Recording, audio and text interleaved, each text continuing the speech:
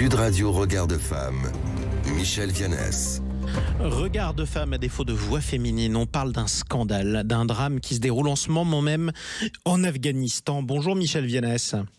Bonjour Jean-Marie. Vous êtes la présidente de l'organisation non gouvernementale Regard de Femmes. Alors on le sait évidemment, depuis la reprise du pouvoir des talibans en Afghanistan il y a 3 ans, les droits des femmes se réduisent à peau de chagrin. Mais alors là, la dernière décision qui a été prise par le régime taliban est tout simplement surréaliste, puisque un nouvel interdit que vous allez nous détailler est tombé sur les femmes afghanes. Oui, cette condition, je dirais, infra-humaine qui est imposée aux femmes par les talibans a atteint des sommets vertigineux. Après avoir interdit aux filles d'aller à l'école, aux femmes de travailler, d'aller au bain public, c'est-à-dire de ne pas rencontrer les autres femmes, donc il ne faut pas qu'elles se rencontrent entre elles, de se déplacer sans chaperon, sans un maram, avoir rétabli ce fameux ministère de la vertu et de la répression du vice, après avoir poussé la violence envers les femmes jusqu'à décapiter des mannequins en vitrine et le montrer au monde entier, vous vous en souvenez, les talibans viennent d'inscrire dans la loi un nouvel interdit pour opprimer encore davantage les Afghanes et les réduire au silence, mais au sens propre, c'est-à-dire les empêcher désormais de faire entendre leur voix en public et en privé. Meryl Streep a dénoncé le fait que les oiseaux peuvent chanter à Kaboul, mais pas les femmes. Donc les femmes n'ont plus le droit de parler, en tout cas à voix haute. Voilà ce qui se passe concrètement. Les conséquences, c'est quoi ? Alors dans le climat de violence traditionnelle et institutionnelle, donc la centaine de règles qui censurent et briment les femmes et les filles à chaque instant de leur vie quotidienne, eh bien elle n'entraîne pas vraiment de réaction visible de la part des hommes afghans.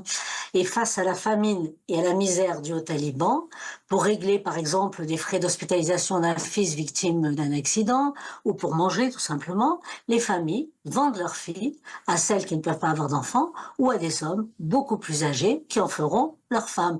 Et ces enfants, d'après les associations qui restent encore en Afghanistan, elles vont subir viol en chaîne, grossesse en série, et bien jusqu'à ce que mort s'en suive. Et quand on se rappelle les premières réactions au retour des talibans, notamment en Occident, ce sont des talibans modérés qui sont revenus au pouvoir. Voilà ce que c'est que la modération.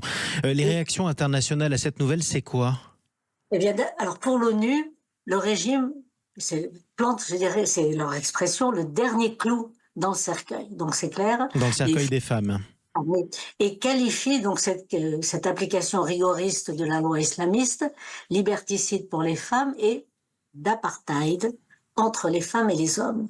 La chef d'ONU Femmes aussi a accusé les talibans d'avoir imposé cette attaque la plus complète, la plus systématique et la plus inégalée contre les droits des femmes et des filles. Et elle dit aussi que ça peut être considéré à juste titre comme un apartheid sexué. Donc, que font les associations de femmes, puisqu'on nous dit toujours qu'on fait rien. Les regards de femmes avec d'autres associations, y compris afghanes et iraniennes, agissent auprès de l'ONU pour que le crime d'apartheid soit élargi à l'apartheid sexué. C'est pas facile. Et nous, regards de femmes, le 12 mars 2025, en tant qu'ONG, vous l'avez dit tout à l'heure, nous organiserons à New York, lors de la Commission de la condition des femmes de l'ONU, un événement justement pour la reconnaissance de l'apartheid entre les femmes et les hommes. Nous en reparlerons de New York quand on y sera comme tous les ans, mais je pense que c'est extrêmement important cette solidarité internationale pour les femmes d'Afghanistan, parce que les États jusqu'à présent, ils ne reconnaissent pas l'Afghanistan, mais certains peuvent, je vous rappelle... jouer un rôle et faire pression, en tout cas. C'est pour ça qu'on en reparlera. Merci beaucoup, Michel Vianès. Merci à vous, Jean-Marie. Présidente de l'organisation non gouvernementale Regard de Femmes, bientôt. À très bientôt.